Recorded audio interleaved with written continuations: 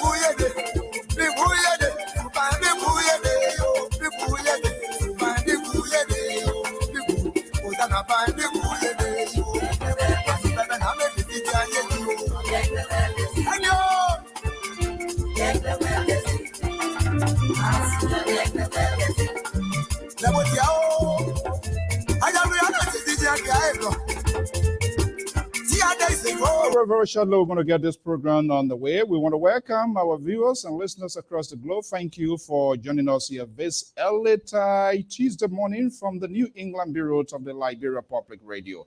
I am Alfonso Z, and so as usual, I call to duty. Today, we're going to be having a conversation here. Those making impact in national reconstructions and humanitarian work in Liberia. So we're going to be having a conversation here this morning. They are standing by very shortly. My guests, they will be joining me here. I do us a favor if you can just hit the share button, and we will actually appreciate that.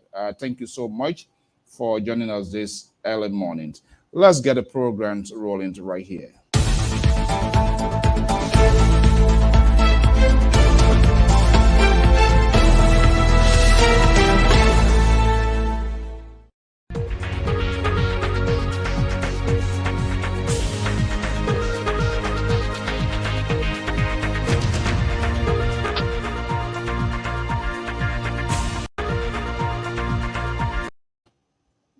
Good morning, Liberia. Good morning, USA, and the rest of the world. I am Alfonso Z, and so of the Liberia Public Radio and Lpr-Tv in the special presentation. We want to welcome our viewers and listeners across the globe. Thank you for sharing your early Tuesday morning with us here. Usually I'm not on, but if I'm on here, it means it's a serious business.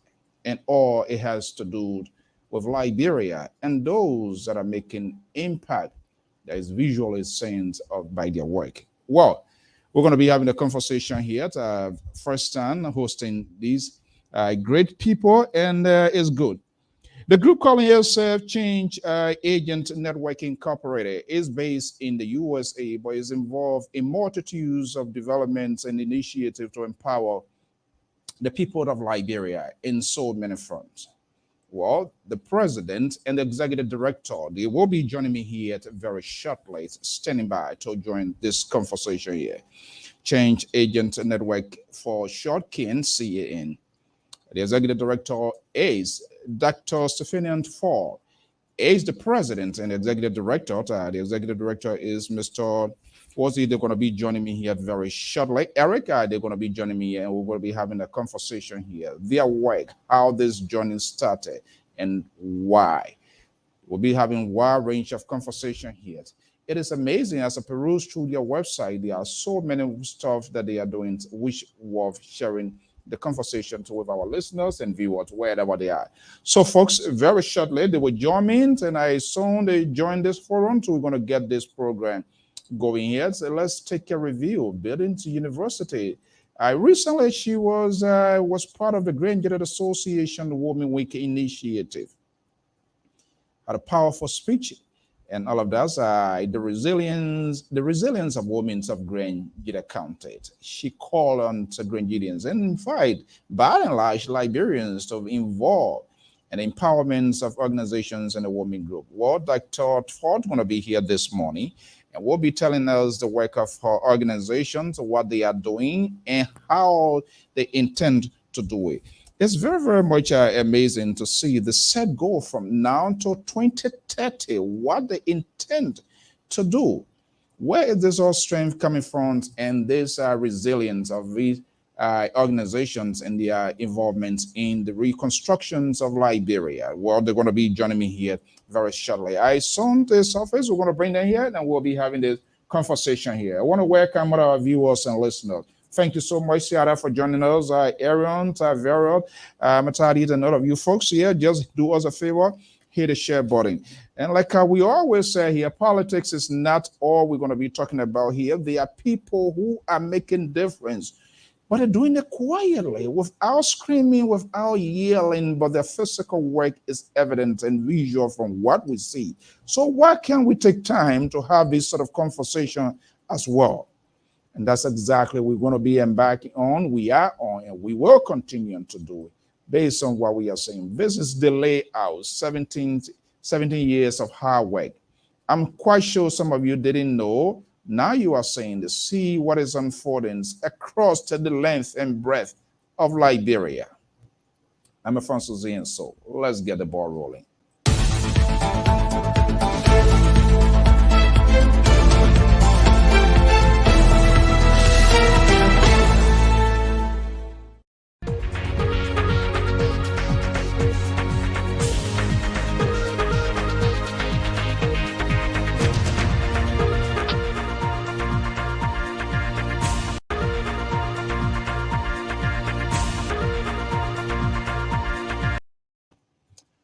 Okay, so that's it. But as usual, as you may know, we always also in the business of bringing other news, making headlines. Thousands of Kenyans are in a long queue this morning, according to major news cable network, in a major tight presidential race to replace incumbent Uhuru Kenyatta, son of the late President Jomo Kenyatta. According to report, France 24, a major cable network, the race is tight. The boss, there's a divided room in there. The former vice president is supporting the opposition. That's the beauty of democracy. And so far, perfectly is ongoing.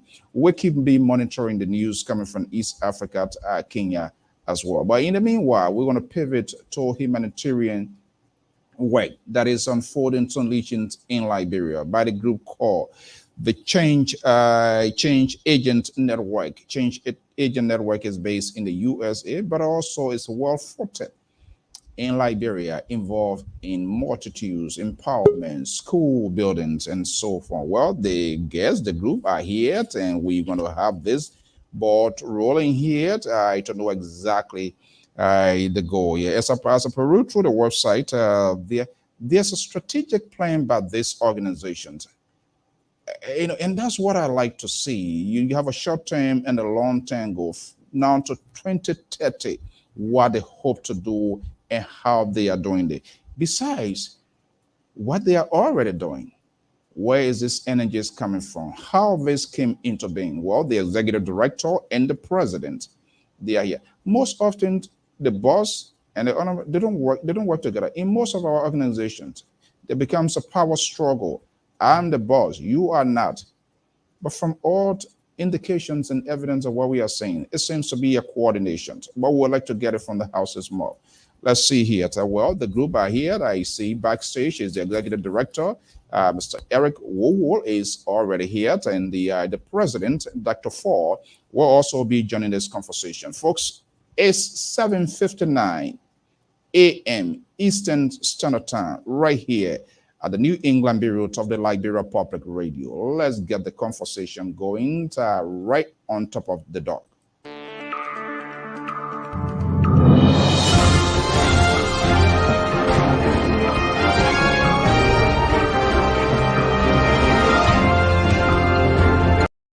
Okay, let's bring in our guests already standing by to get this conversation. So let's go and bring in the president of this network. Dr. Forte is here this morning.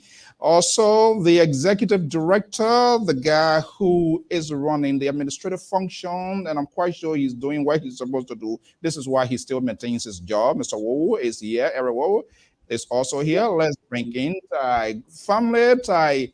Good morning. Let me move this fancy thing here. Let's get a full glance of our guys. Okay. Good morning. Good morning, sir. Okay. Dan, if you can mute yourself. All right. Look, I'm sorry to wake you up this early morning time today. I think you should be doing your routine here, but yeah, we are. This is very, very much important. It is important that we have this conversation to get it out there because other they know, I didn't know, and this narrative is worth to be told. Okay, introductions is not my favorite because you tend to leave out important pieces that will capture the imaginations of your listeners, and they will tend to follow you. So let's get the ball rolling here. So Eric, don't be jealous. In our Liberian context, they say ladies and gentlemen, right? So we're gonna start with we're gonna start with the ball. Dad, good morning and welcome. Let's get a little bit brief intro. It's so huge, I can't do it. You can put it into context. Thank you so much, Mr. So we are so happy to be here, and we've heard so many great things about you. So we are even more excited to join this conversation this morning. Yes, I am Dr. Stefania Forte. I am a Grangidian, a daughter of Bazan District. I always love to start with that because growing up, my mother would always tell me, if you don't know where you're from, you will never know where you're going. So specifically from Blowntown and Tolltown combinations. So I am the board president of Change Agent Network. I'm a global literacy advocate, I'm an adjunct professor in a local university in Pennsylvania, and I am a proponent for education and eradicating poverty through education. So this is work that we've been doing I've been doing it the past 15 years. And Mr. Wowo here, the wonderful Mr. Wowo, he has been involved in this work for 20 years. And we have an amazing friendship, professional relationship, and mutual respect. And I really appreciated the fact that you mentioned this dynamic that we have, that we just don't focus on specific positions, but we understand that he brings something very unique and specific to the organization, and I bring something else. So we have deep respect for each other, we have huge collaboration, and we have one vision. And I think that vision keeps us grounded, and it keeps us focused on our beloved country, Liberia, and now specifically our proposed programs that we have in our beloved Grandjita. Thank you. Oh, now there's a justification why I couldn't do it better than what you did. You got me into trouble here this morning by calling Total. Samson Toll going to be blowing off on me crazy on this network when he comes here. That's my cousin. We are related. Oh my, oh Lord, Jesus. The liberal progressive. Oh, are you kidding me? It is the fact. Man, I don't know. You know what? I'm going to stay out of his way for the next couple of days because it's going to be hell on earth. Okay, let me go to the executive director, Mr. Wood. Good morning and welcome. Let's hear from you. Yeah, good morning, sir, and thank you so very much for this opportunity again to appear on your wonderful show. I think this is our second time or so on this show, but it's always a great thing whenever we are invited to share our vision, our ideas, and our work with the public, because a lot of people are not aware of the work that we do in Liberia. But we don't do it because of the recognition or the honor of it. We do it because we believe in it. You know, so my name is Eric Wowo. I'm originally from Feasible Zaza district in Lofa County. That's northern Liberia. Both parents are from that area. I am the founder and executive director of Change Agent Network, which is the largest education infrastructure development organization in Liberia at the moment, to speak. Our vision is to eradicate poverty or break the cycle of poverty through quality education in Liberia, county by county, border to border by 2030. That's the vision. So far, we are in 6 counties out of the 15 counties in Liberia, and those counties are Lofa, Nema, Bon, Maserado, Makibi. We just started breaking ground in Grand Kimon County and Grandjita as well, so that will bring us to county number 7. So we got a long way to go. I'm personally based in Dallas, Texas. That's where our office is. This organization was started in 2002 in the refugee camp in Nigeria with one computer that was donated to me by a Nigerian friend. I learned how to use a computer in the refugee camp as a result of the Civil War and saw the need to pass on my knowledge onto others in the refugee camp back then. And by 2005, we had trained over 700 refugees from all over Africa. One of those beneficiaries was Jerry Lpr-Tv, the former press secretary to former President Ellen Johnson Sirleaf in the refugee camp. And then in 2006, I was brought over to the United States on a refugee resettlement program. But when I got here, I saw that that was just the beginning of the vision. In fact, we had a much bigger platform now to fulfill what we wanted to do. So we went straight to work to have this organization set up. So I'm pleased to announce to you that, so that's the vision. And Dr. Forte and I, we've been knowing ourselves now for over 12 years. That's the NIMA school right there, the one right here, this picture. That's a school in Ganta. It's called the Wyatt Leadership Academy, just before you get into Ganta City. So I met Dr. Forte about 12 years ago. She invited me over to Philly for the first time ever. And I gave her a lot of trouble going over there. But then I went there. She was able to raise money. The first time, I think it was $7,000 or so. She gave it to me. I was shocked for a Liberian lady to raise $7,000 and just give it to you. You just give it to me. Did not put any policeman behind me. Did not follow me. She just said, "Look, I heard about what you're doing. I just want to be a part of this. I want to support education, but I've been looking for an honest person to work with. So here's the money. You can do whatever you think is necessary. So I went to Liberia, and then she followed me to Liberia the following year, and then helped us to build one of the elementary preschool building there at the school in Monrovia. And then she sponsored those kids for 60. 60 of these kids were sponsored for a couple of years. And then eventually we took her credentials with other credentials and opened the first indigenous university in Lofa County called CAN University, Change Agent Network University. So that's where we are. So we are super excited about our trip to Grand Jita because it has been on our radar for a while now, but we did not know when and how we were going to get involved for Grand Jita. So we're super excited about this as we plan to leave for Liberia within the next few days. Okay. Oh my goodness. There was a turning point here. What I captured from your explanation. One computer donated by a Nigerian, not a Liberian. And then connection came about with Dr. Forte. They didn't ask you which part of Liberia are you from, who are you. I learned Liberian people are not trusted, but for the benefit of the doubt, put the ball right into your own court, and here we are. So let's get the ball rolling here. The name captured my attention, Change Agent Network. How was this originated? How was this name given to birth? Let's set the basis of the conversation. Well, I was given to birth in the refugee camp in Nigeria, like I say, in 2002. And, when we left from Liberia, I was very little at the time when we left as a result of the Civil War, going to the refugee camp. The thoughts that I remember was, I heard people telling me all the time that the young people will be the one to go back to Liberia and redevelop the country or build a country. And I'm thinking, how do the young people become community, our nation builders when we don't have the education, we don't have the exposure, we don't have the opportunity, we don't have anything, no resources in our hands, and we are languishing in these refugee camps, and we are being told constantly that you guys are the hope, are the hope, are the hope. So I realized that we are all agents of change. Every single one of us, like you right now, you are an agent of change. You are using your platform to talk about something great for the nation. The politicians are, the musicians are, every single one of us are agents of change, and we all want to see that change. So the idea was then, why not? How about we just put together a network of change agents? A platform that we can all use to bring about the change that we want to see take place in our country and build a country that we proudly want to be able to call home. So that's where the name came from.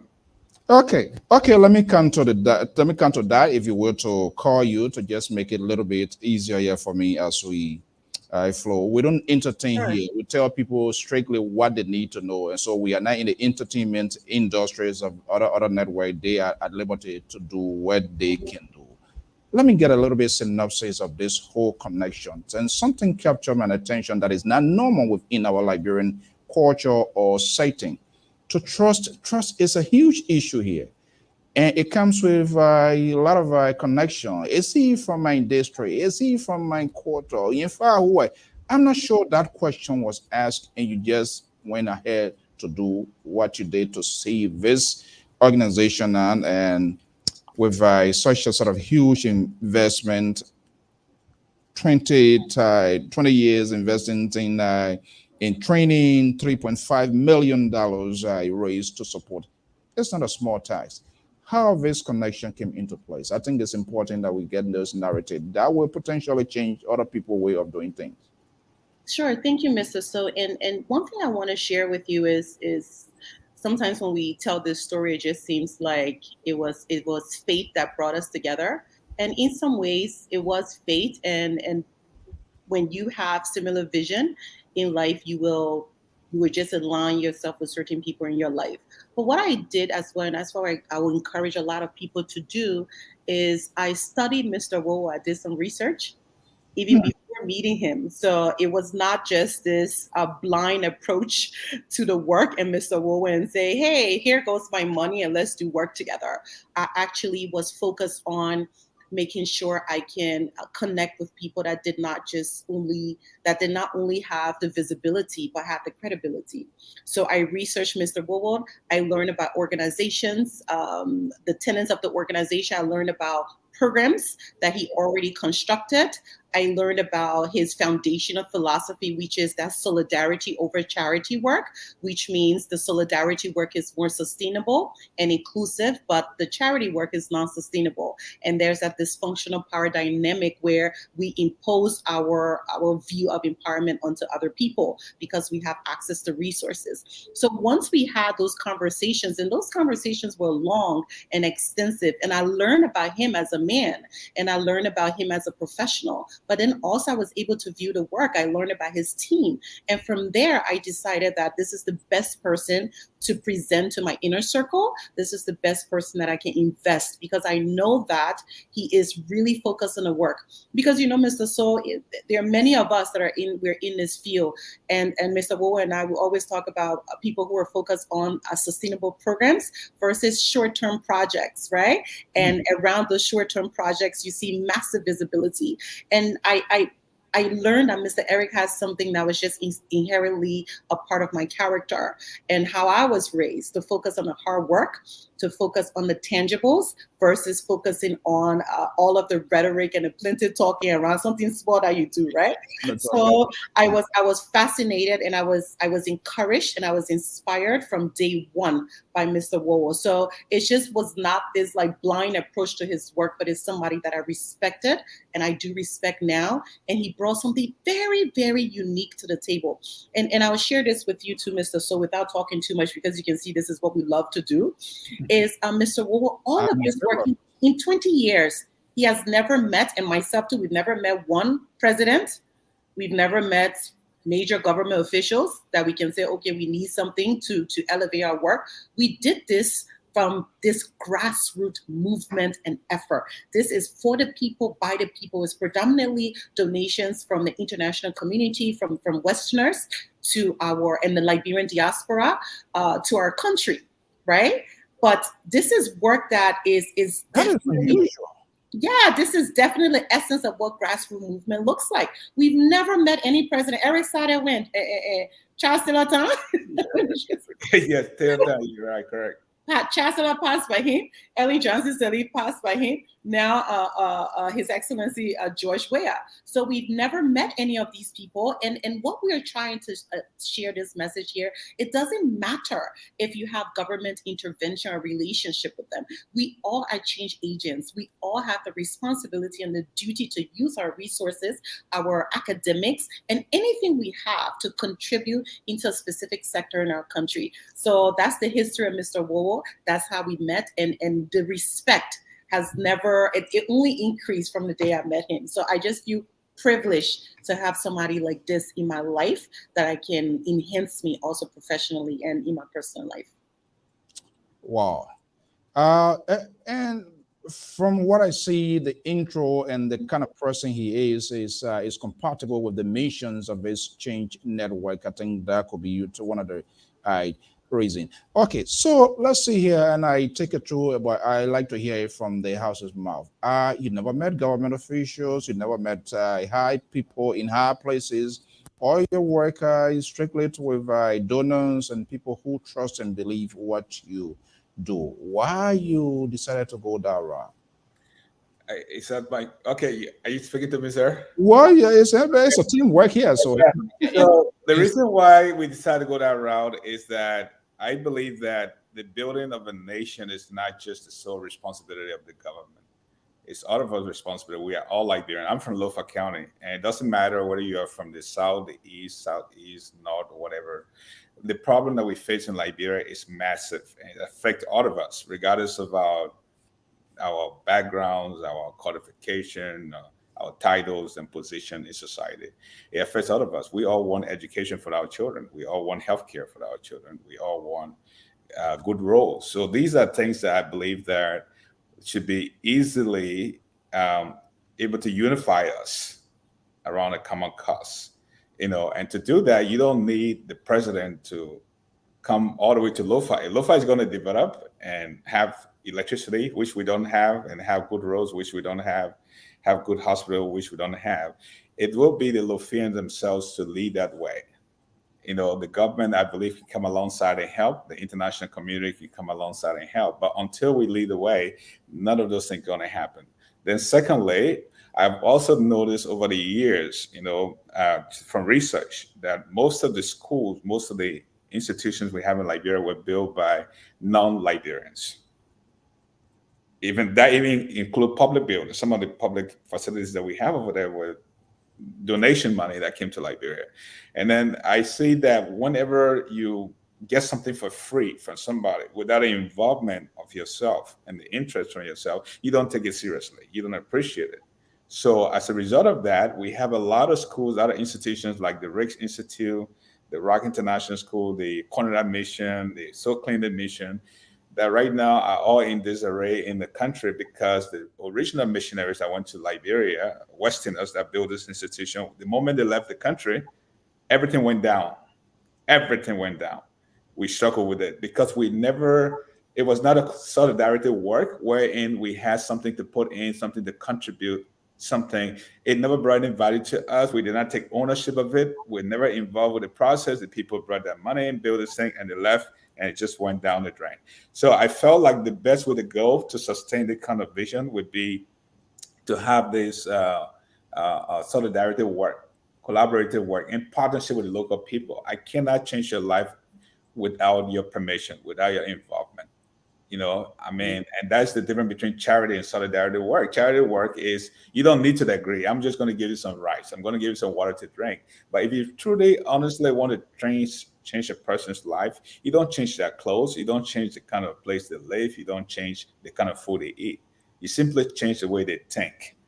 And you change that by changing their environment. So with that in mind, that's why we took this approach, that model that, this is the best way to go. Okay, let me bring in, you want to add something on it, Dad, before? Yes, Mr. So I wanted to add something that's very, very important because we have people who are listening to us, not just to hear our updates, but also to know who we are as individuals and how did we maintain this alliance over a decade. And it's very important that you understand in our lexicon the things that guide us, our foundational philosophies. And I'll geek out here for a second because I'm a student of Paulo Freire and critical pedagogy of the oppressed, work that is around grassroots movements within the educational system. So for people to understand specifically if they're oppressed, if they're suppressed, for people to understand who they are within a certain context. And I think that's the power that we bring as well, because in this grassroots movement, what we want people to understand and our students is that the liberation, right? Liberation through education comes from the grassroots movement. It comes from the people. It does not always have to come from the top to the bottom, but this is a movement that starts from the bottom up, where people are taking ownership, people are gaining agency over their lives and understanding the specific situation, saying, how can I now contribute to change my life?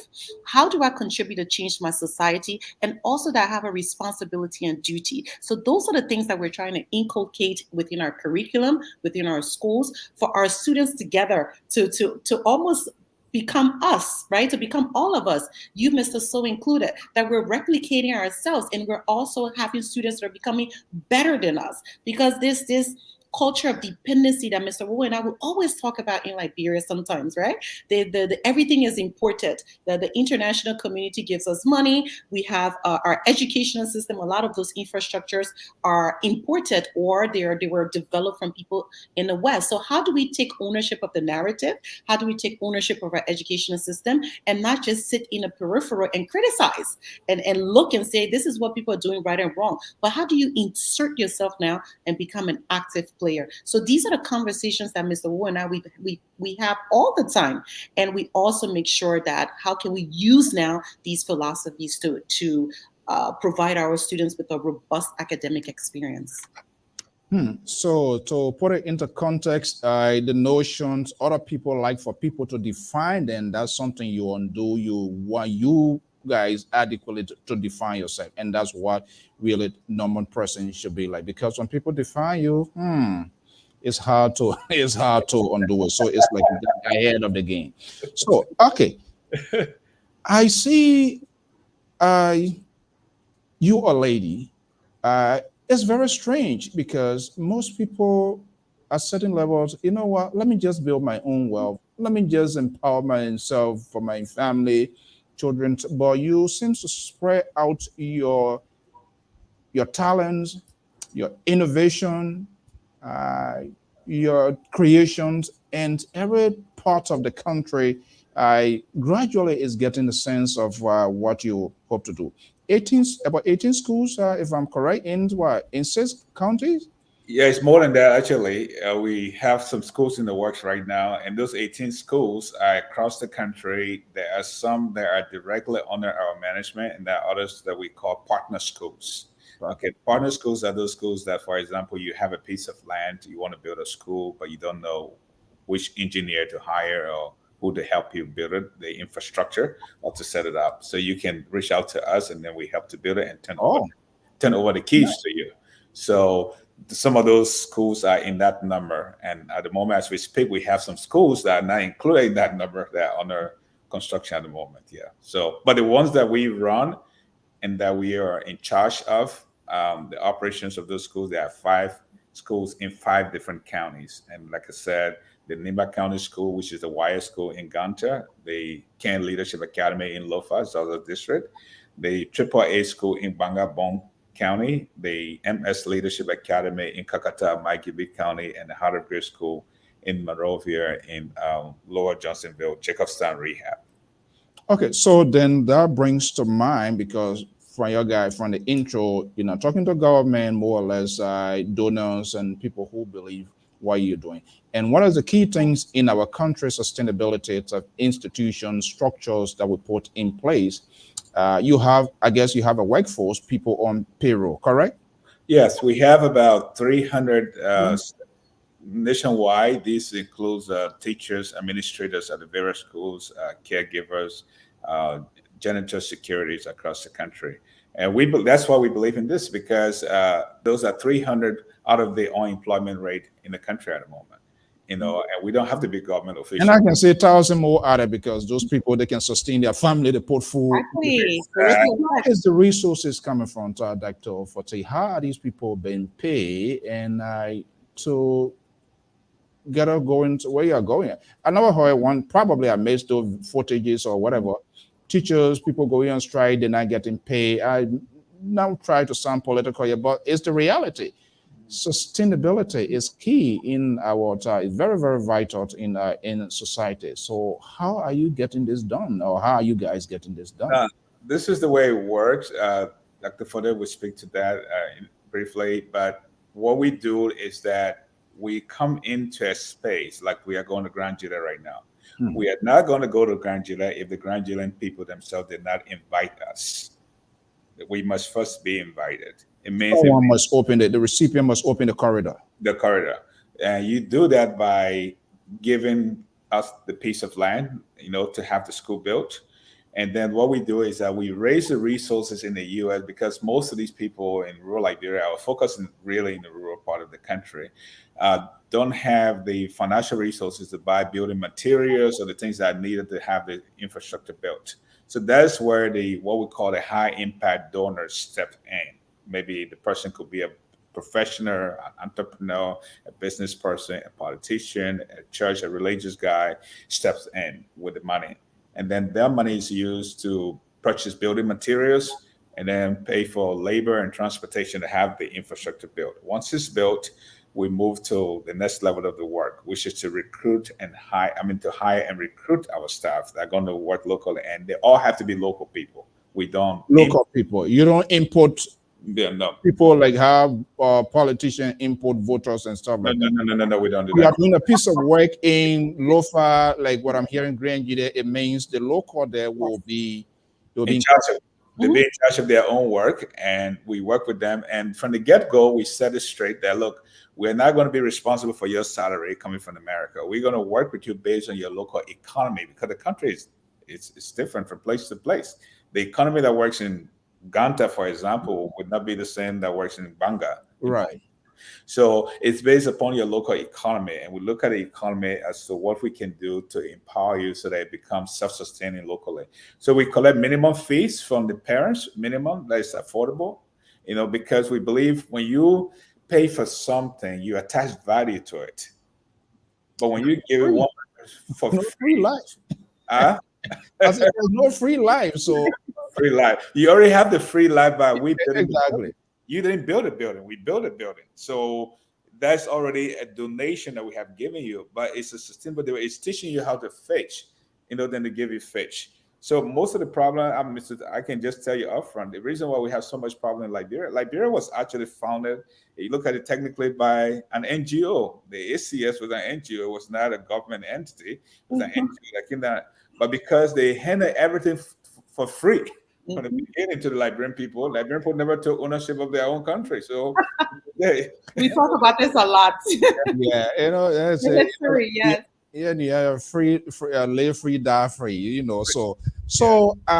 said something here, and I want Dr. Forte to speak to that. You have to call us, invite us, and then we come. So let me put an image here to illustrate whether that was the invitations and what really it meant now going to Grand Gide. This is what we capture here. Recently, this is, let me see here. Okay. I see that. I see you that. I see the president of the Grand Gide Association, the woman wing. I'm not sure. My glasses not working that well, but I'm not sure whether it was a lottery ticket somebody won that. Let's come to that. Was that the intervention? Was that the opening of the corridor, opening of the door, inviting your network? And what is it involved? What is that?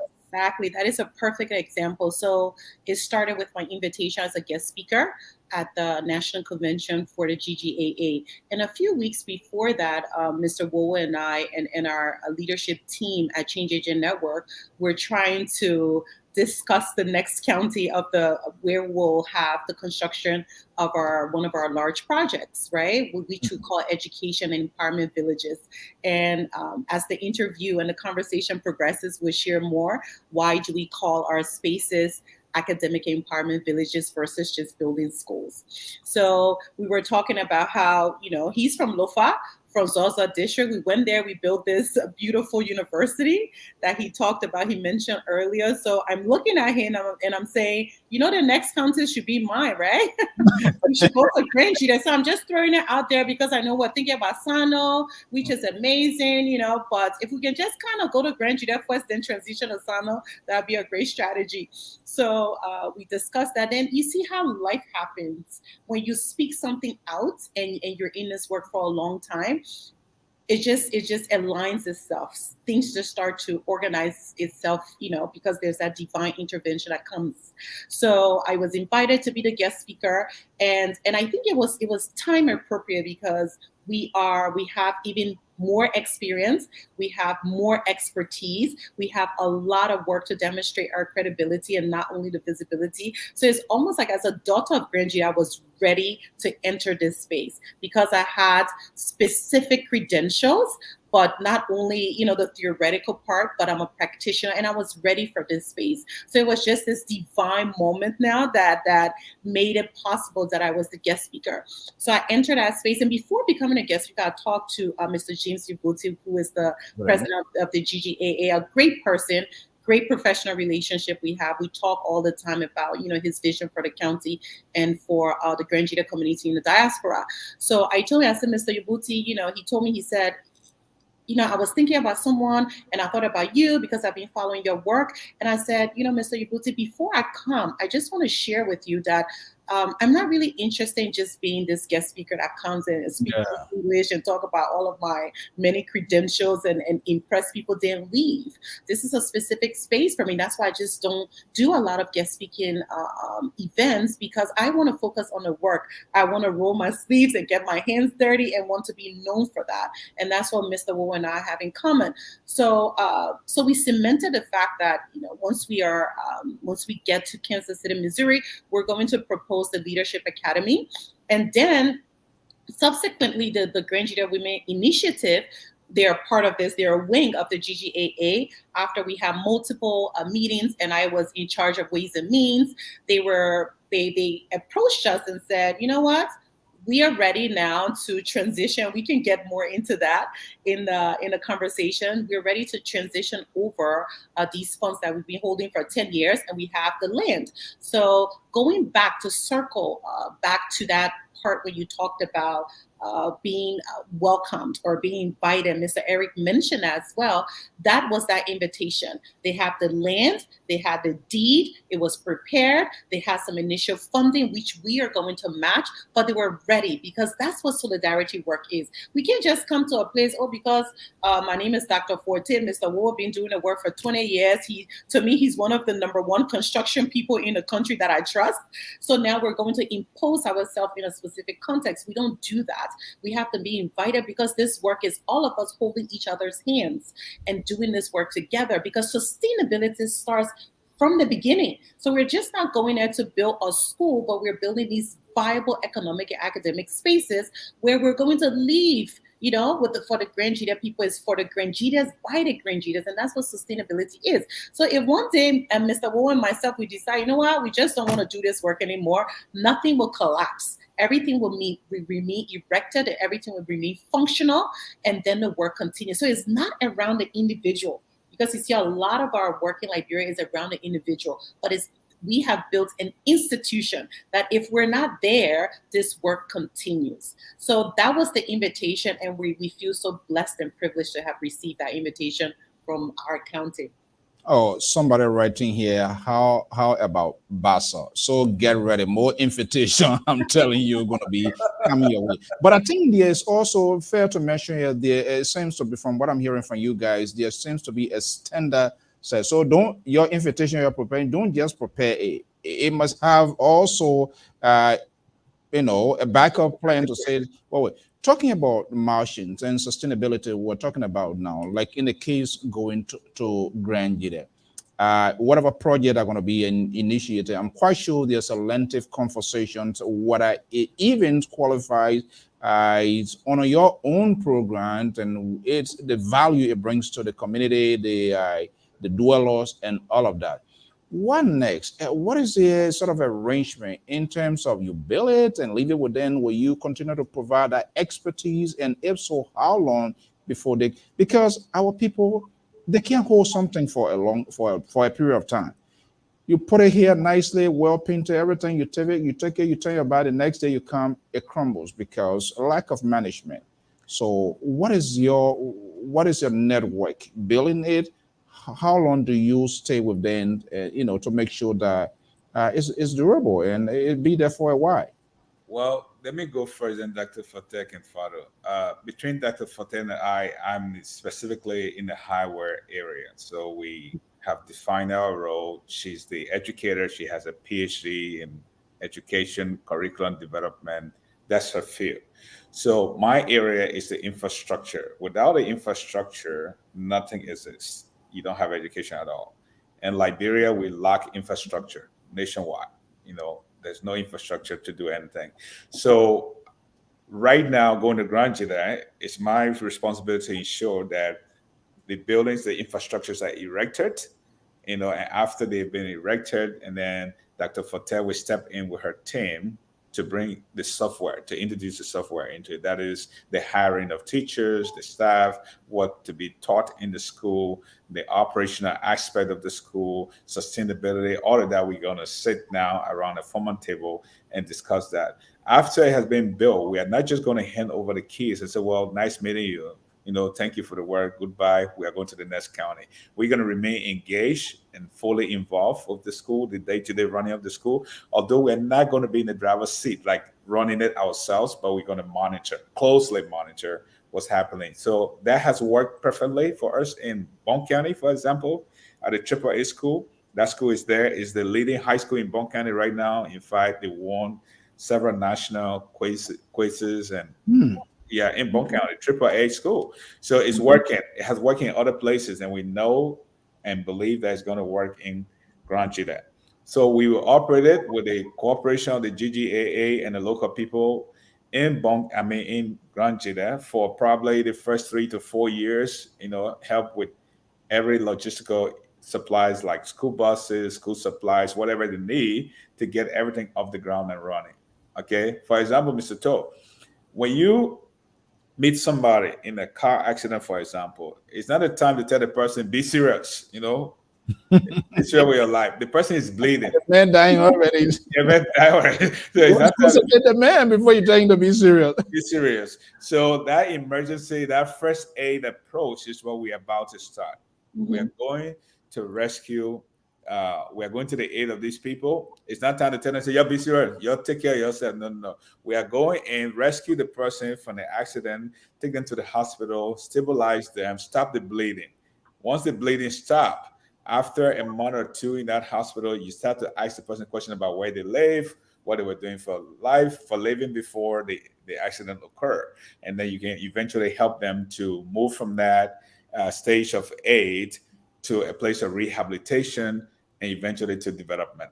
So there are 3 stages we have to take: aid first, then rehabilitation, and then ultimate development. But that aid does not mean you should go and lie down in the hospital and refuse to go home. Okay, folks, let's take a quick break and get a glass, and then we'll be right back. I'm Alfonso Zienso of the Liberia Public Radio. We'll be right back.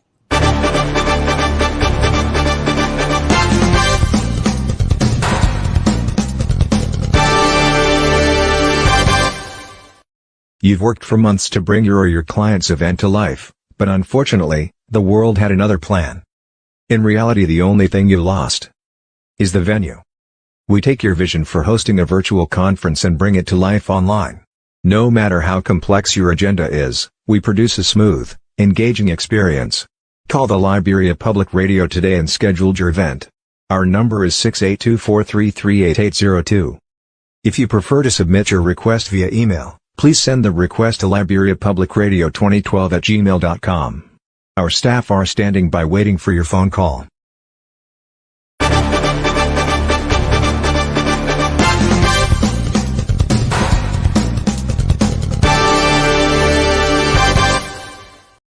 Okay, let's come back here. Time is gradual. Today, folks, no politics. We are talking about divine interventions and to build society. And this is why we have the Officials Executive Change Agent Network that is so far doing extraordinary. I believe, Dr. Forte, you wanted to come in before we went for break. Yes, sure. Thank you, Mr. So. And I just wanted the opportunity. Please allow me to defy that narrative of our people not being able to just maintain and sustain a project or a program, because in our experience we have and also based on our approach as well, because I think the approach is the essence for the success. And I think it sets the groundwork for the success of any program in Liberia. But what in our experience we were able to see is people do not inherently want a handout. People want to work hard. People take ownership of these projects. People understand that this is for them by them. They start to become invested really early. They see that we are part of them. So and we do not also offer the handout. So if you want to work with us, if we're working hard and invested, you also have to meet us halfway, because this is for your children. This is for your livelihood. This is your county. This is your community. So you have to take pride and ownership in something that we're bringing to you as well. So you see that narrative a lot of time we hear, in our country, the people sometimes they don't want to work hard. And we do have, I mentioned that culture of dependency because it's been there historically. But in the county, especially in rural Liberia, we notice that the people want to work. They are such hard workers. We believe in their abilities, and we have so many great collaborative relationships with these people. And they have put a lot of time and efforts in building and sustaining these programs that we have. So there are schools, for example, Mr. Wu mentioned in Bon County, that school is being sustained by the people from there. from that community, and they're doing an excellent job. And when we get there, every time we get there, I mean, just starting from the landscape, the aesthetics, we're always impressed by the cleanliness, how orderly the system is, and how functional they are. And we do not have to micromanage, and we do not have to scold and tell people, look what happened and you're not meeting it. No, it's a mutual, is a relationship that is based on respect and based on hard work. And we all understand that we have this responsibility to help our communities and uplift it. So our experience has been completely different with the Liberian people. We believe in them. We know that they're going to be there and appreciate and work alongside us. So that has been our narrative and experience throughout the years. Like, Wow. Go ahead. So for example, I know we have not transitioned to the GGA thing yet, but what really impressed me the most, I'm an honorary graduate now. I'm from Bazon District as well. And my name is Young Pao. Young Pao is the name. That's the name they gave me, Young Pao. So Young Pao. That's a cool one. But what I was really intrigued about, and we've been looking for this model for years in Liberia. Most of the schools we have built over there, 80-90% of the resources have come from non-Liberians and non-Africans, in the last 12 years or so. So my thing is, how do you expect your life to be changed when you don't have any involvement in the process? You don't take ownership of it. Liberia belongs to us, but we don't own it. We don't control it. We don't determine what happens there. That's a big problem. So when I went to when we went to Kansas City with Dr. Forte, what really made me to pay close attention to this Grand Jila project, because it's the women. I remember talking to one of the ladies, the leaders, and she said, Eric, 10 years ago, we had a vision to build education village in Grand Jila County, the Women and Children Resource Center. Yeah. She said 10 years ago. 10 years ago.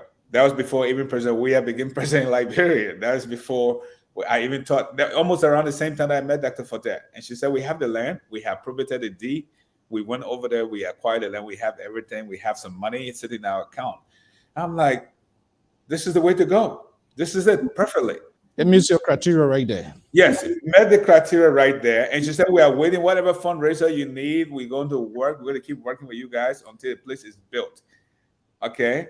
And she said, don't worry, we have people in Grand Jila waiting for your arrival. We have this, we have that. So how can you say no to such an offer? Why you guys didn't tell me to be part of that team? Come on, Eric. My goodness. And the fact that they knew this, they knew that they needed the land, they accessed the land, they got their deed, they had their seed fund. And just the fact that they understood the process was so impressive. So impressive. They kept it for 10 years. 10 years. I'm a member of that community. I know the in-depth of that host, that money in there, that, I don't know, the check ceremonials, presentations, Mana Elizabeth Penachipo, who were then cheerleaded in and out, and I don't want to go there. How they been holding fire? Other people come, they want to get, said, no, this money is for a specific cause, and it must be used for that cause. You see, so it's just very encouraging to see that happen, and I believe that God willing, after the successful implementation of this project in program in Grand Jila County, that other counties, other tribes of Liberia, other groups in the diaspora could start to emulate the good example of the Grand Jilans. That's my hope, going forward, that we will stop and take ownership of our own problems and find solutions to it ourselves, that we will not just sit there and hope and wishing and praying and fasting and wanting to do something, but we never really get to it. Wow. So talking about them, because people are paying keen attention, and trust me, they're going to be poor people, they're going to rush in. So what are the processes involved? I heard you talking about your match, right? What about the organization or the community that comes within your match? Monitored wise? Well, let's look at the criteria involved. We don't want to get our people leave here with apprehension. Oh, So imagine what we match when they are right. No, they're not are right. We're not doing here. There's something here. Let's put it into context here. What are you saying? Say the community. Let me use one of our viewers as a case study. Say, why is about Basel? Now, my guess here, Basolians or the organizations or border folks now will be listening. Wait a minute. This is something here. So what should they be considering first and foremost before even coming to approach your organization? They need to be told as well. What's that? Jennifer, there you go. Oh, okay, thank you, and thank you, Mr. So as we mentioned earlier, the invitation is necessary because this is work that we do in collaboration with the county or that space that invites us. So definitely, there are some tangible things that are requirements. So having access to the land and making sure that we have that space to start the part of Mr. Wowo's work, which is the infrastructure development, and my work comes afterwards, which we call the software.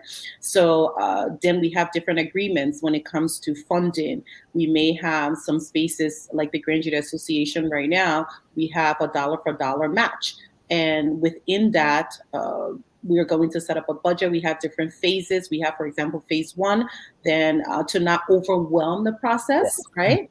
And to not have like donor fatigue or even to make sure that we can chew the process, easily. So we start in different phases. So we have phase one, and it has a specific budget, and it also starts to build the trust as you work together. So once phase one is done, we demonstrate the work. And we go through the logistics and we go through the financial transparency, then we can transition to the next phase that has a specific budget.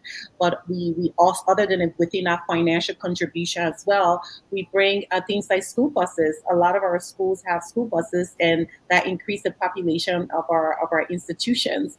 Then we also bring, we have computers, we have technical equipment that we bring to our schools. So it's just not only within that dollar for dollar, just the fact that if you bring $1, we bring $1, but we bring everything to make sure that we can give students the holistic approach to education, but also a robust experience. So first you have the land, and we go through many conversations because we have to define, not even if our model is transferable, but the nitty gritty, right? Yes. Some specifics have to be context specific, right? So if in Basa, it may be different from what happens in Grand Jury. Exactly, the scenario might be different. And one thing I learned from Mr. Wowa as well, which was very impressive, is even down to the cement, the bag of cement, the price different from one location if you're in coastal Liberia versus city part of the country versus if you're in deep rural parts. Those things are different. And you see, it might seem like it's small, but when you put the money together, it's a huge difference in budget sometimes. This seems to be a really detailed work out here. It's not something that just want to be like somebody thinking, oh, okay, we'll sit down there, everything. No. So you look at all of the technical aspect because you look at both the short and long-term goal. Are we ready to do it? Are you also honest and ready to do it? The locals, because like you say, and that's a good thing I like about what you mentioned, whatever the project or initiative has been undertaken, the local are the right people to get involved. Why? Because they're going to be the beneficiary and they will potentially take good care of it because it is their property. Mr. Uwa, I believe you wanted to come into. And you see, there's a last year I was in Nima County, for example, and we had a PTA meeting. And in the meeting, this lady came to the meeting and we were talking about sustainability. And she stood up, she said, Mr. Wool, she said, let me tell you something. She said, look at me. And I look at her and she said, this school belongs to us. It's not your school. And I was shocked. I said, yes, that's true. She said, because you don't have any child in the school. You don't have a single child here. All the children in the school are our children. These are our children, our grandchildren, our husbands, our family members that attend the school.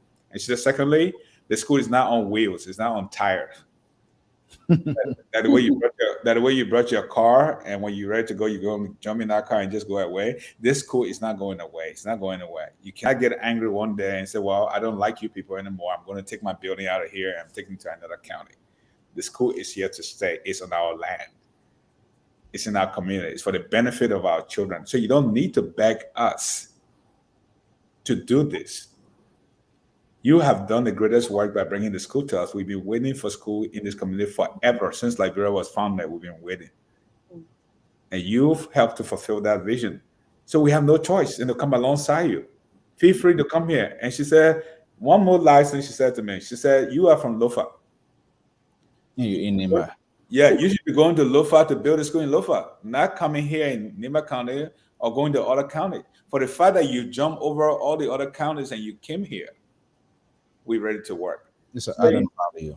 Yes. So in a nutshell, it's about helping people. All of us want to have that sense of independence. All of us want to have that space for dignity, for pride, something that we are proud of, that we take ownership of. So it's about talking to the people, letting them know the importance. And I always tell people this: if you depend on Dr. Forte and I, you're going to be highly disappointed, because one day we're going to get to a point in this relationship where we're going to feel like we don't like you anymore. And then we want to find new friends. So nothing is guaranteed. Yeah.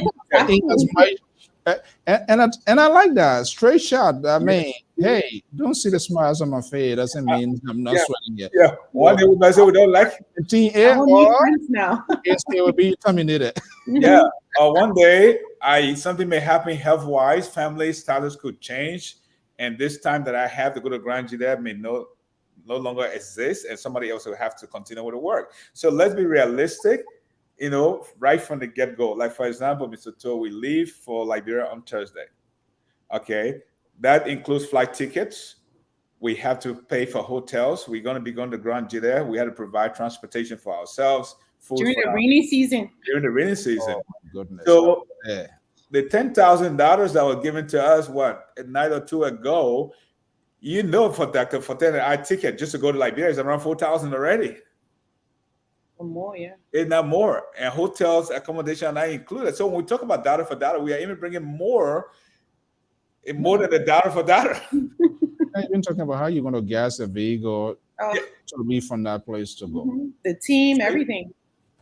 So those are the things that I'm talking about. I'm going to be going to Grand Judea for a couple of months to, for the groundbreaking for the started work. But the Grand Judea Association is not paying me specifically for my time and the resources that we're going to be spending over there. But once the school is built, we are committed to providing textbooks. We are committed to providing computers, other vocational training like the music school, the other programs that we have in other places. So it's more than just a data for data match. Okay, let's talk a few things here. We are, and we will be having this conversation moving forward. Let's talk about staffing of people. What I'm hearing, I'm going to Grand Judea, you're going to be using the locals to get involved in the construction. But whereas talking about teachers, who does the training of the teachers, and what happens if there's not qualified teachers? Because you want to put up something of a quality, we're talking for Grand Judea for discussion purposes. I'm not saying qualified teachers are not there. That's not what I'm saying. But for discussion purposes, you go there and say, it doesn't meet your standard in terms of qualify. What next? Where do you go? Where do you look next?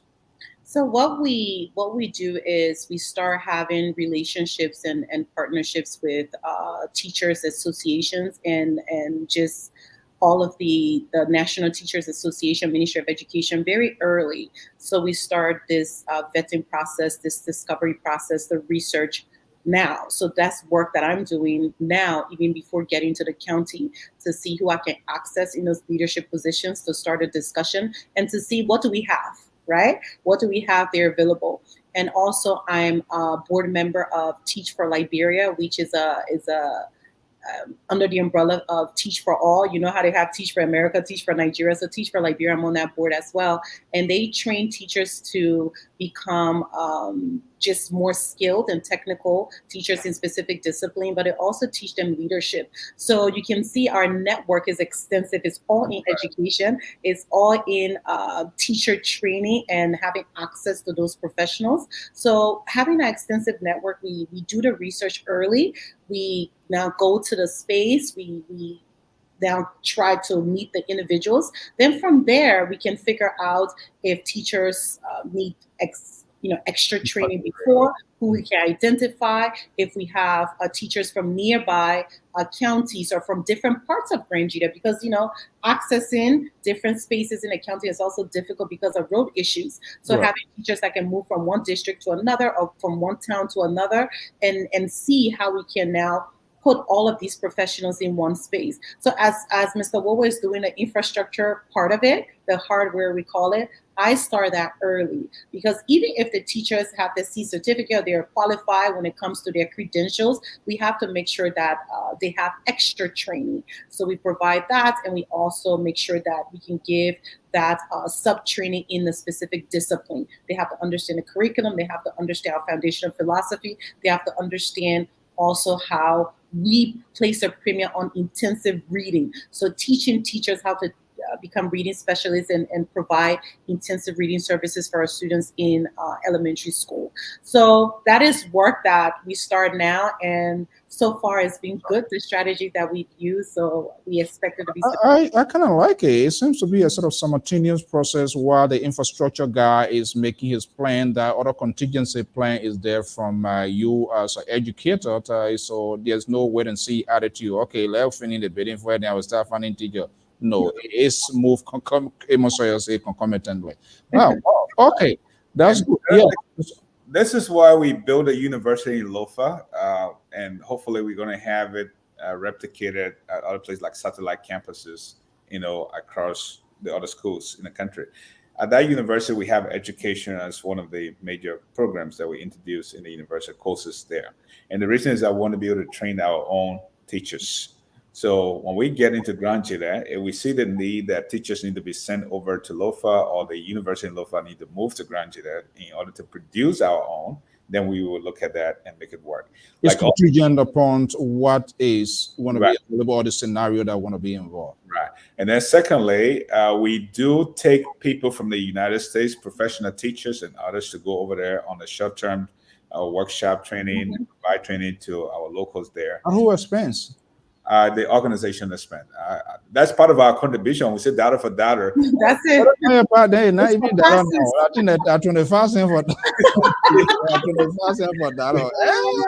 So like as we leave on Thursday this week, we have, I think, 3 Americans on this trip that are going for training purposes. They're going to be providing training. Yeah, to train people in Liberia on Thursday as we leave at some of the other schools in Monrovia, not in Nima Bon or outside of Monrovia. So those are the things we do to enhance the capacity of the teacher, because when you have given away everything that you know, then you become empty. At the end of the day, you have nothing else to offer. So we want to make sure these teachers, whatever skills they have, whatever level of experience they have, is not fully depleted. We want to make sure we add to them so they be able to pour out that training into the lives of the children in the classroom. So it's like I said, it's a full package. It has a lot of moving parts. Yeah. No hidden fees involved, because what I see, you're bringing in more, and folks are bringing in chicken change, taking teachers down to maintain these people, transportation, feeding, hotels, not to mention a lot of things involved. Well, time is not doing our favor here, but you head into Grangita. What should the people of Grangita, the inhabitants, people, what we should be focusing on? And this seems to be a sort of reminder call, all of us as citizens from different regions and sectors. We all must take responsibility to by and large of our own communities, cities, villages, and then we can be proud of it. What are you hearing from your team on ground now in terms of momentum, the work coming? I mean, all of those things factor in. You don't want to go to somebody's door, you're knocking, whole day knocking door, they don't want to, even though the door here, the invitation is already open. But let's take it back home. I know you are not there here, but what are you hearing so far in terms of the receptions and how it's going to be like? Sure, and I'll start, Mr. Wowo. Thank you, Mr. So, and you said something important, because we started everything in the diaspora right here. Now we have to go to the county, right? And one thing we do is we're just not going to the county and start putting the shovel in the ground and start digging foundation. So what we do is we connect with the leadership here. the GGAA and the autonomous group, for example, the Basel District Association as well is involved, and they contact leadership back home. And what is very, very important to us before we start that construction process is to sit down, build a relationship with the local leaders, not just the people in the governmental spaces at the local level, but the ones we call our town chiefs, the women in leadership there, the young people, and sit down with them before we even start this process to ask them for their blessing and their approval, and also to listen to their plights and listen to any additional needs and services that they require of us. And now once we establish that common ground, we build that relationship, and we almost like cement the approval and the blessing, then we can transition to the construction. That is always a path that we've chosen, that path of connecting with the local people first before starting construction. That's what we intend to do when we get to Grand Jita. Just explore the space, connect with people, have discussions, and the same detail we provided to everyone in the diaspora, we have to go there and provide the same details for the people who are in the space, who are actually going to benefit from the service, right? So we have to sit there, explain everything, what we're coming to do here, why are we here, who are the important people here we need to know. We have to do all of those things before we start the tangible work. So that is the intention that we're going with. And so far, we hear that people are ready to welcome us. And independently of how the people feel, our responsibility and our duty is to go and make sure that we present ourselves and explain ourselves to the people. And then we just don't expect them to say, oh, we're happy for them to come. That's not what we're expecting. We want to get there for them to get to know us, for them to get to know the work, then say, okay, my son, my daughter, you're welcome. From there, we move. Mr. Wu? Yes, sir. Yeah, this is exactly what's going to be happening. So our trip to Grand Jita is not just, oh, we're going next week and we're going to start digging foundation holes and laying bricks in the ground. No, that's not going to happen. That is not how we operate. So like you rightly said, we have spoken to the Grand Jita Association in America, the leadership, to send formal letters to the county leadership, the stakeholders of the county, the superintendent, the mayor, the representative, the senator, the chiefs, the women wing, the youth wing, everybody, because this is about the development of the county. So it's not about one political party or one tribe or one district people. It's about the whole county. So let them know, inform them officially what the roles are, what we're coming to do in the county, because we are going into their space. Right. So be aware, why are we going to that space? What are we going to do there? Who is sending us? What's our mission there? What's our expectation of them? And then we also need to find out what is their expectation of us. We are hoping that they will be the one to police their own school, to provide the resources to run the school, to provide the labor to build a place. But they're not going to do any of those things if they're not involved in the process. So our first job would be, upon arrival, would be to have a sit-down meeting with them. And we would download all that we've been doing across the country and how we got into their space, and ask them to, No, I would be compelled to ask this question here. And you are doing all of your due diligence, put everything in place. So the question now becomes, and I'm going to narrow it down to Grand Jita because it is Grand Jita that you're going to be heading to. Is there any official or any delegation, whether from here or in Monrovia, we accompanied you to say, hey, I am representing the Grand Jita Association, whether they are in Monrovia, but to take you also, because that is significant. This is a huge, this is not a play thing we're talking about here. And somebody must be able, a son or a daughter of Grand Jita within the administration or whatever, I should lead this cause too, so that they would tell their own people, these are our brothers and sisters, they are here to help you. Is that happening? Well, and I would preface with this, Mr. So, Eric and I, we've been in environments where he's not from there, I'm not from there, right? And we enter those spaces and... they're not? Oh my goodness. You know how, for example, Eric went to Boncante, he's not from there, right? Other spaces I've been to, I'm not from there. So we are able, that is very important. But I would say that I'm an executive member of the GGAA in Ways and Means, but I'm also a daughter of Basel District. I'm connected to that space. You're getting in trouble here, Dr. Forte, with this something told man here. Oh my goodness. Exactly. So I tell people, don't let the aesthetics fool you. I'm very connected to my roots, and I'm very connected to people on ground. By saying this is we're entering a space, definitely we'll have that people who will segue this experience, and be there with us. But this is something that we do, and we do not enter these spaces to say, oh, I'm not from here, so I need someone specifically to help present us. We know grassroots movements, grassroots efforts. You just have to ask. And the way we get into that space is just a little bit different, but this is time consuming because grassroots work and solidarity work is harder than charity. Charity, you go there, you start digging the ground. Oh yeah, your school, yeah, your tank, your goodbye, and before you look, like you said, because there's no investment in it, you go after a few years, it may be there, it may not be there, right? But our work is a lot of grassroots. We take a lot of time to get to know people. We connect with everybody. We started this work here. So we do have people that will meet us there while we're in Grand Jita. The leadership here of the GGAA, the Basel District Association, have been working very hard to make sure that we have, access to their liaison teams on ground to assist us. Then Mr. Wo, me, I call him an expert in the grassroots movement. Me, I just coming along. So because I believe he has this very, very, very specific, it's also technical skill that I really, really admire, that he's able to insert himself into these spaces so effortlessly. But for anybody else, it'll be so much effort. But because he understands people, he understands what is required, and he gets there with this multi-directional relationship, right? I'm bringing something, you're bringing something, but I'm here to learn. I'm not from here. So you tell me your space, you tell me what you want, and I will hold your hand and tell you what I expect of you. Then we sit down and face the problem here together.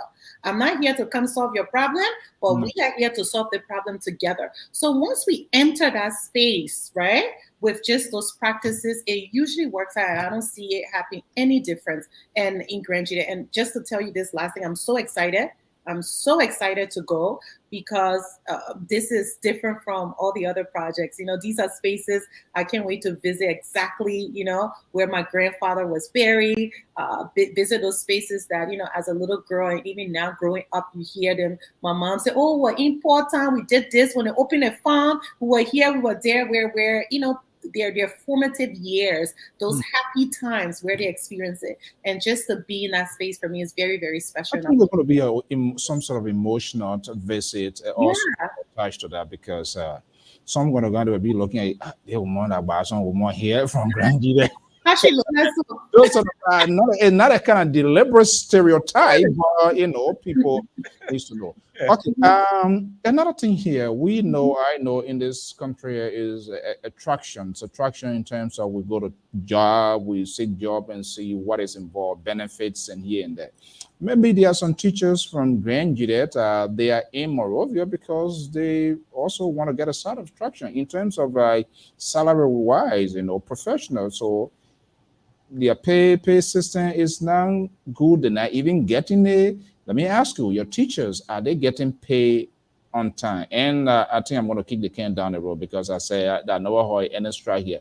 But the question here is, what is a pay system like that attractive to the extent that if a teacher who is a professional teacher, qualified teacher, maybe he's a Grand Jitian, but because of, he's not getting paid or she's not getting paid, he has to move to where the action is, which happens to be Morovia. That's the city. That's the city center. That's the epic center there. But now they might be listening to it and say, "Wait a minute, something is in the pipeline for Grand Jita County. I'm willing to go." But the next thing is, I wonder how much they will pay me. Say, how much the salary will be. Do you care to tell us how the pay look like stuff? Let me go further, and Dr. Forte will climb it up. What we do is that when the school is built, like I told you, the counties are different, the environments are different from one place to the other. It's different. Like, for example, the economy in Ganta is booming. You can't compare the economy in Ganta with the economy in Zedru, for example. Okay. So it depends on the economy of that place, and also depend on the revenue intake of the local school.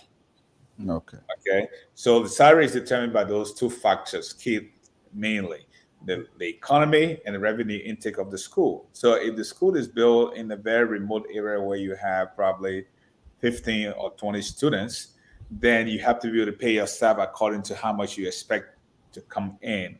And that's why we don't do importation of staff or teachers from other counties, because it's a lot more expensive. You have to deal with resettlement, you have to deal with family relocation, with healthcare, education. So we prefer to deal with the locals where they are right now. It's a lot easier that way and cheaper because you can provide training for them in that space.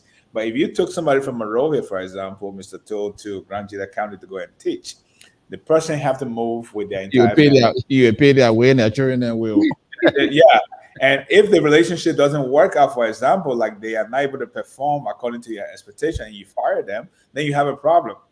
Now they're going to go to court, to the labor ministry, and say, well, this person brought me to Grand Gila and I got fired. Now I want resettlement back to where I used to live, in my children's school, my housing.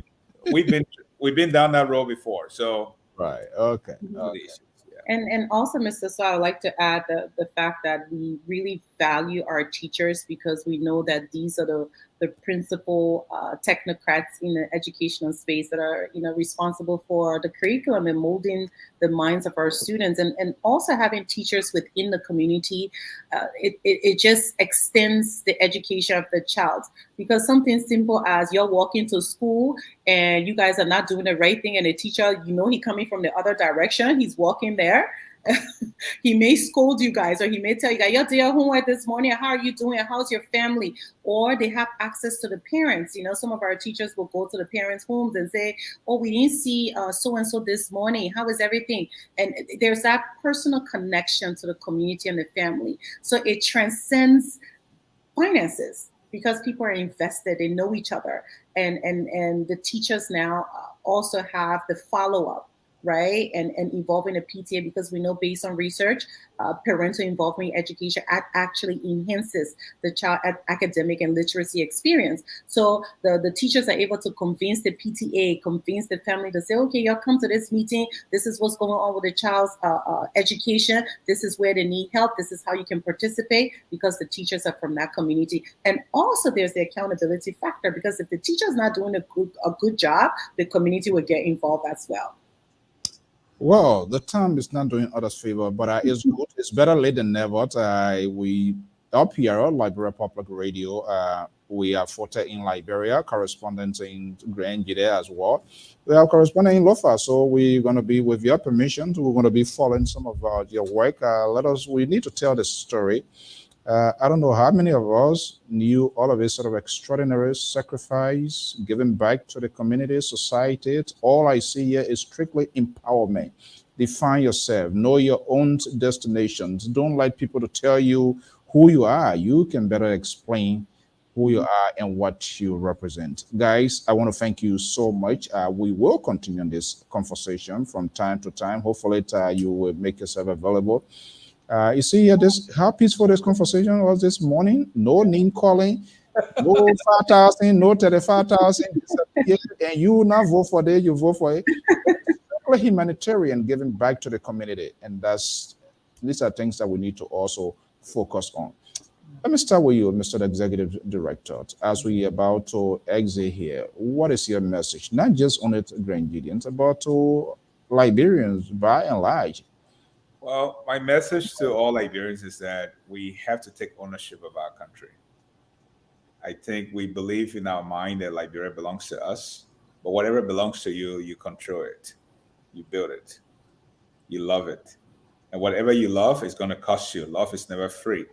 So patriotism is not free. It comes at a cost. So my plea to all Liberians is that Liberia is going to be counted among those developed nations of the world. We're going to have running water. We're going to have electricity, education, healthcare, job opportunity for our children and our young people. Then we Liberians are the only people that can make that dream come to reality. Nobody else from outside going to make that work. And unfortunately, we don't have another place to call home. That's our only home. And That's that's it. where our greatest responsibility lies. Our great responsibility is where we come from.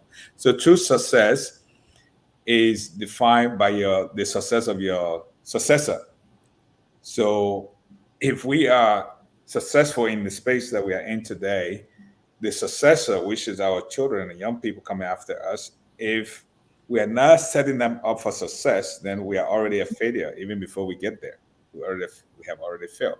So Liberia will not go forward, and I'm doing my part. And I want to encourage all Liberians. It may not. You don't have to be Eru Wowo. You don't have to be Dr. Forte to help determine what happened in your environment. You can take the role right now. You can be an activist there. There's an issue of water, some social issue that you can get involved with, make it happen. We can't do this by ourselves. We are going to ground you there. We cannot get our work done by ourselves. We need the help of every single Liberian listening to us, the government, other institutions. We all can do this. We can do this. How we live in Liberia, the war killed, we killed so many people in that country. We destroyed the little things that we had there. And the question is, how are we living it? What's the role that we're going to play in rebuilding, reconstructing? What will be our place in the history books? What will be remembered for? What role did we play about these things? So my thing is, that's a question that every single Liberian needs to ask themselves, wherever they are. So we look forward to those who are willing to welcome us and work with us, and those who are excited.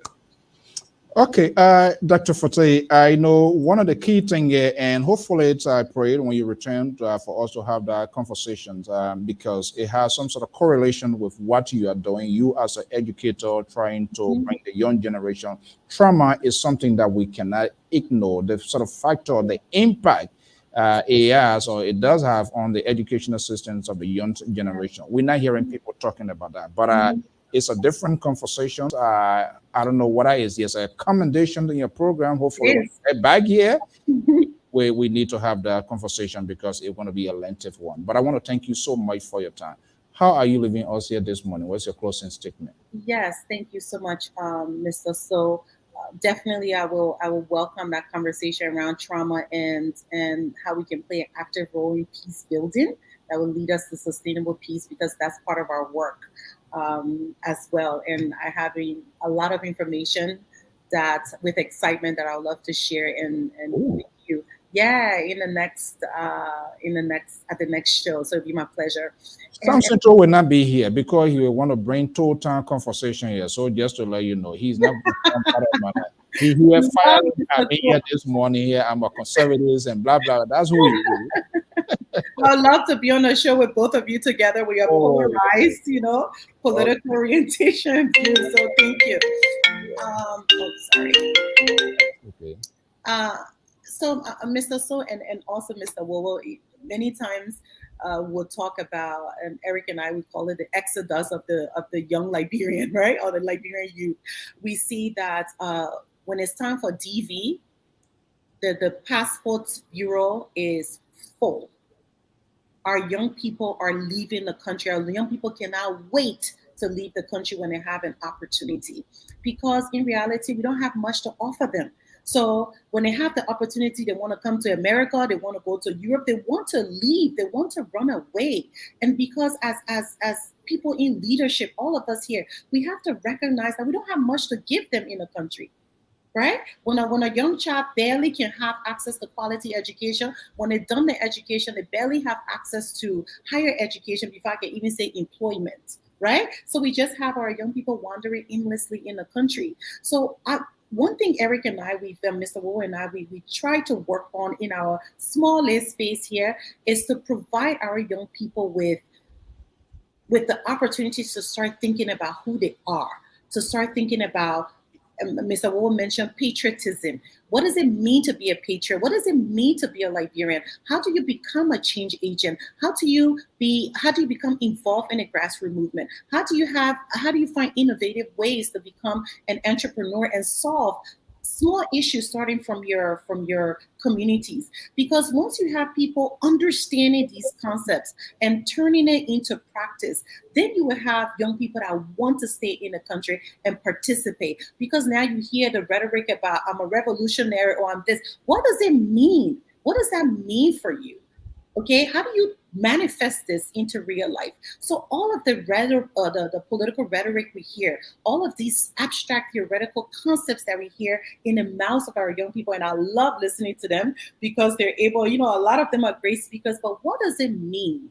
And how do you use that in a tangible way to transform your life from where you're at in your family, in your community? Because when people start to cement these values, right, and our young people start to understand the power that they have, because our population very young, I think 40% of our population extremely young. So this is the future. So instead of our young people trying to run away out of the country, the first opportunity they have, they can still find a beauty in Liberia. They can still find a hope in Liberia. And we trying to accomplish that through the curriculum, through education, but making sure that the young people understand this responsibility and duty they have. The international community will come, they will do as much as they can, but change will never happen until we as Liberian people take ownership of it, and we can reshape this narrative to redefine who we are. Because since 1822, it's kind of being like this, the definition of what being a Liberian is. So if you don't define yourself, any definition can, and people can come and put up. Oh, yeah.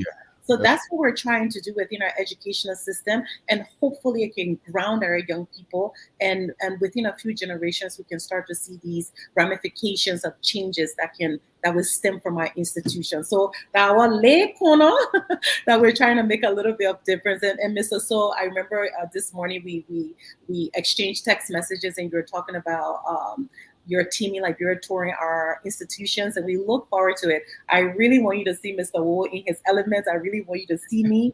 And we capture him. We capture him live. Yeah, and you will see him walking around in his slipper all over the place. So, workaholic, right? And see the way we work, right? Spend the day with us, spend an hour with us, whatever time you have.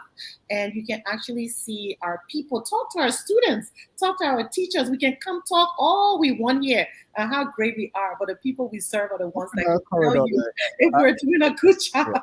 It's good that we are connected, and believe me, our microphone will reach out because we need to hear from them. They are the beneficiary. Yeah. So, guys, I want to thank you so much. What a fascinating conversation. I can't wait when you get back by the grace of God. That trauma aspect, because, everybody have turned to revolutionary. Yeah, man, yeah.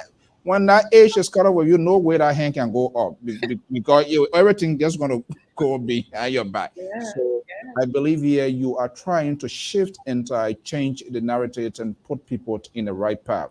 But you can't do it alone. All of us, national government, the civil society, the citizens themselves, you got to help yourself before people help you. You sit on the ground, you won't put your hand up, I will not take your hand because you're able to do it, but you're deliberately doing that. And because of many reasons and factors, we can't talk out now. I want to thank you so much for your time this morning. I'm sorry for waking you guys up early, but that's what we do. When the situation demands it, we just go across that borderline. Thank you so much, guys, and I wish you a better trip.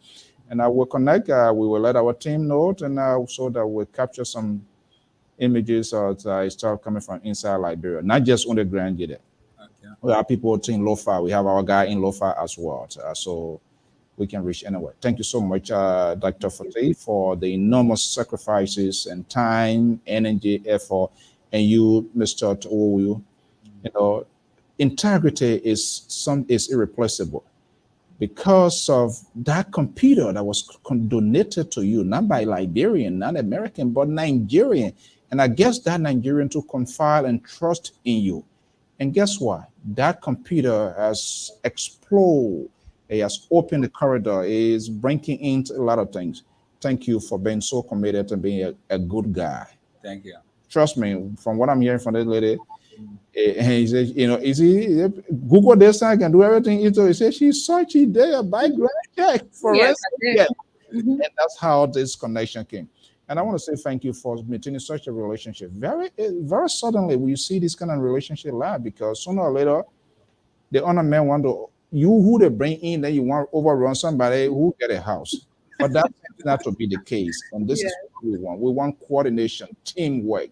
You learn from your boss learn from you. Thank you so much. And we wish you a safe trip. And when you come back, hopefully we can have one more conversation. That'd be Thank great. you. Thank you, sir. All right. Okay, guys, thank you so much. And by God's willing, I'm Alfonso Ziensot of the Liberia Public Radio. I want to be back here. Have a pleasant morning. This is a special edition here, live from the New England Bureau of the Liberia Public Radio.